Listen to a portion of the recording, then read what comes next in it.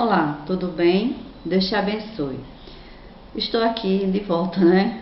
Eu quero repassar para vocês, assim, aquilo que Deus tem me dado. Eu sempre tenho dito assim, que Deus tem me dado de graça também vou dar, porque foi o que Jesus falou, não é verdade?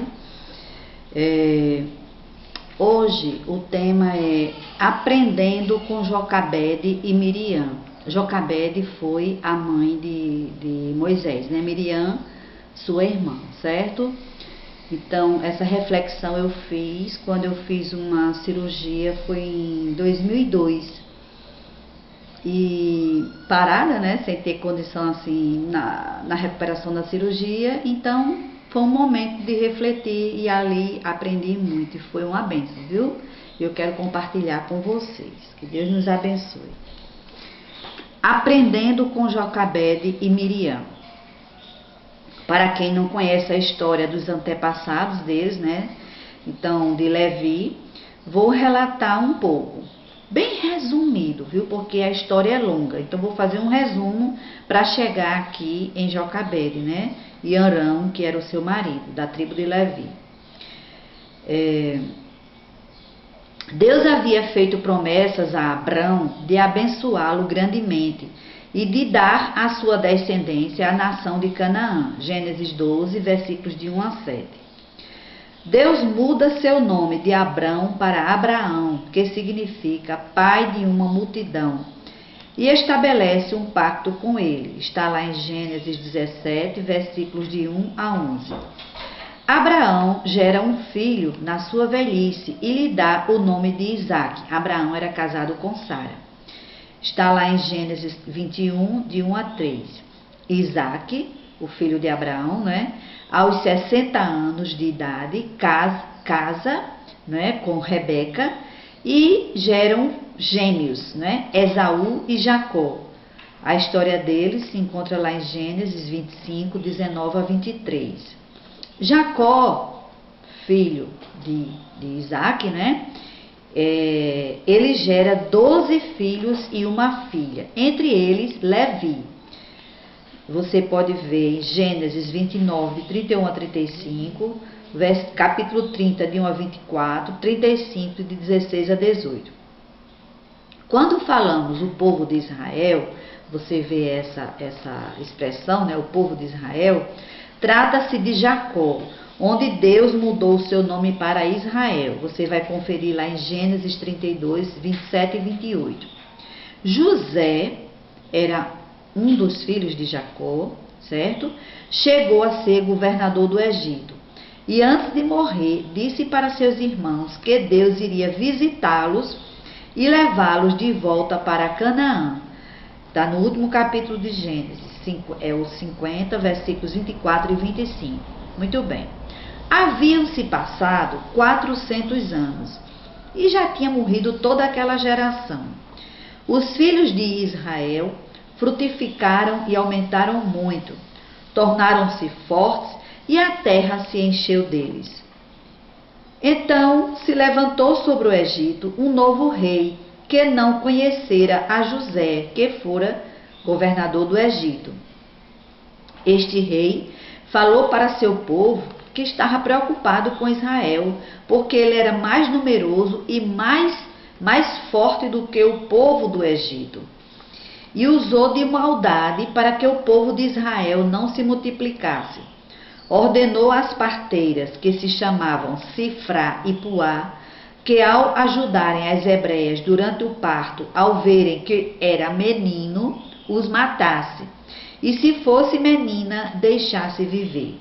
Aquelas parteiras temeram a Deus e, questionadas pelo rei, elas mentiram, né? Que as hebreias eram mais vigorosas que as mulheres egípcias. Quando elas chegavam, as mulheres já tinham dado à luz. É todo o capítulo 1 de Êxodo. Elas disseram isso porque elas temeram a Deus, não queriam matar os meninos, certo? Arão e Jocabede eram da tribo de Levi, certo? Lembram? Levi era filho de Jacó, que depois passou a se chamar Israel. Eles viveram naqueles dias de aflição, de amargura e perseguição que o povo de Israel estava passando no Egito. 400 anos atrás, eles vieram de Canaã, o povo de Israel foi morar no Egito, porque havia uma grande fome na terra. Gênesis 46, de 1 a 3 e 47, versículos 27 e 28. Mas o Senhor tinha feito uma promessa de que os levaria de volta. Está lá em Gênesis capítulo 15, versículos 13 a 16. Essa promessa Deus fez para Abraão, inclusive falando que eles iriam ser escravizados lá no Egito durante 400 anos, certo? Eles criam nas promessas do Deus de Abraão, de Isaac e de Jacó. Tinham certeza que no tempo certo, Deus os levaria para Canaã, que foi a terra prometida aos seus pais. Jocabede, estando grávida, no tempo certo deu à luz a um menino, e vendo que o menino era formoso, escondeu-o por 3 meses, porque o faraó havia ordenado matar todos os meninos israelitas que nascessem no Egito, querendo impedir a multiplicação dos mesmos. Está lá em Êxodo, capítulo 8, versículos 10 a 22, certo? Lembram que da primeira tentativa ele queria que as parteiras matassem, né? Se fosse menino nascer, não deu certo, então ele agora partiu para essa outra maldade, né? Qual a mãe que acha seu filho feio? Nenhuma. Eu creio que ela renovou suas esperanças ao ver aquele menino. Ela viu algo diferente nele e não temeram o decreto do faraó. Está lá em Hebreus, capítulo 11, versículo 23. E foi exercitando esta fé que aquela mãe, não podendo mais esconder o menino, pois já estava querendo brincar, com certeza já não dormia o tempo todo, já fazia barulhinhos, querendo falar. Claro, a maneira do bebê, né? A maneira que o bebê fala, a linguagem do bebê. Então, Jocabede coloca-o numa arca de juncos, que é uma planta que tinha em grande quantidade às margens do rio Nilo.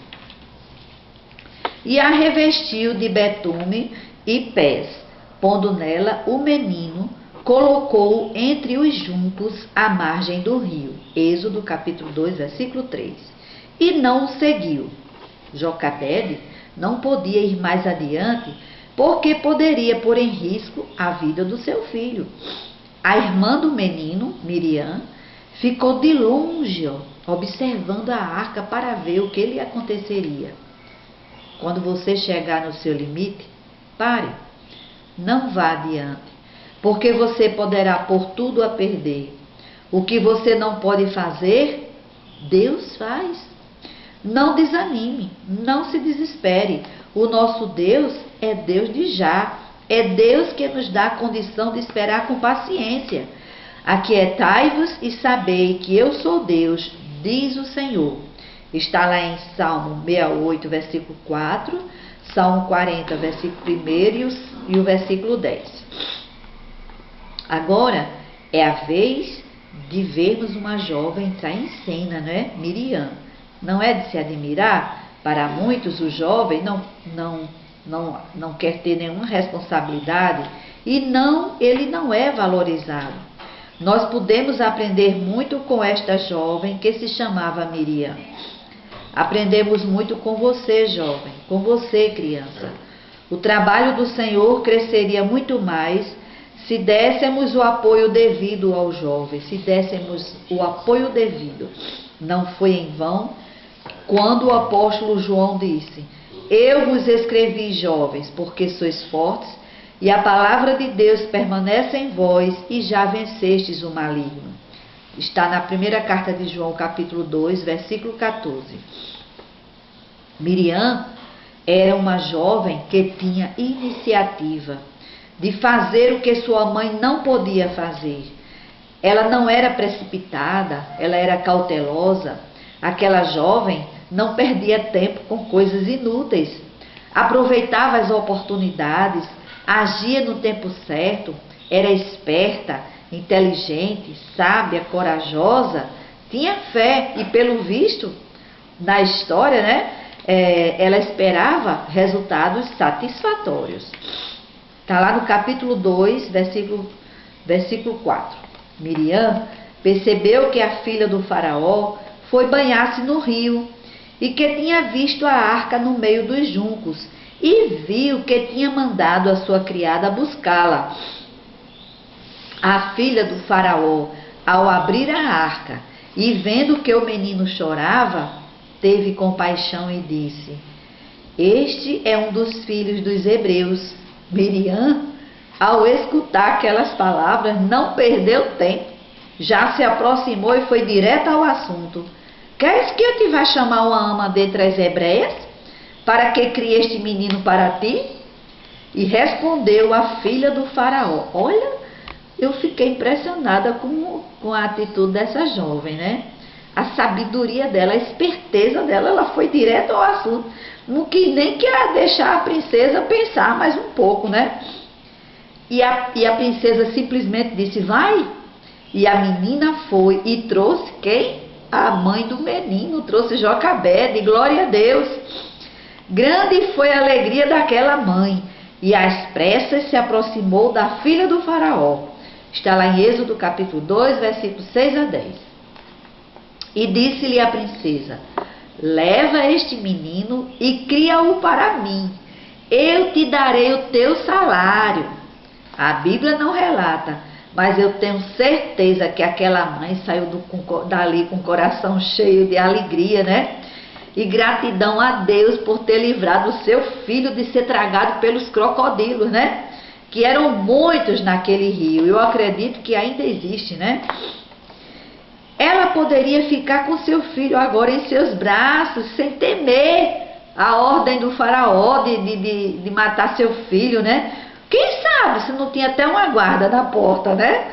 Impedindo os soldados virem cumprir a ordem do rei, de cuidar dele, de amamentá-lo e ensiná-lo a crer no Deus de Abraão, Isaque e Jacó.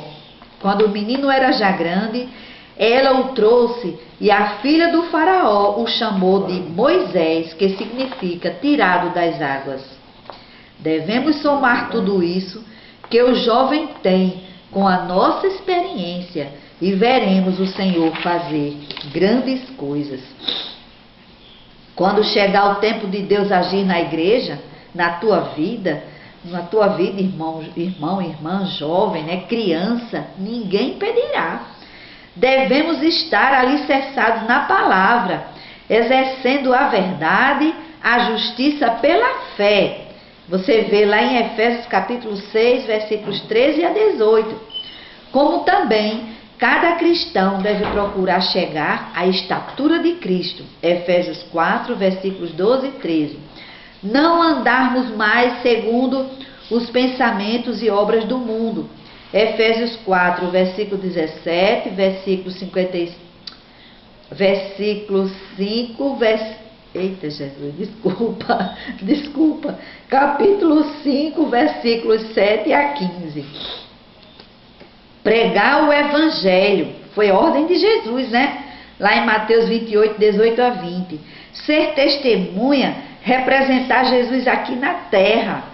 Segundo Coríntios, capítulo 5, versículo 20. O diabo, o nosso adversário, a todo custo tenta impedir o crescimento do povo de Deus. Seja por meio de um escândalo, um mau testemunho, ovelhas fracas por não receberem o alimento necessário para o seu crescimento, fofocas, enganos, intrigas, murmurações, desânimo. Ele lança na mente do cristão uma ideia, uma mentira, uma dúvida, uma incerteza. Porém, a igreja continua avançando.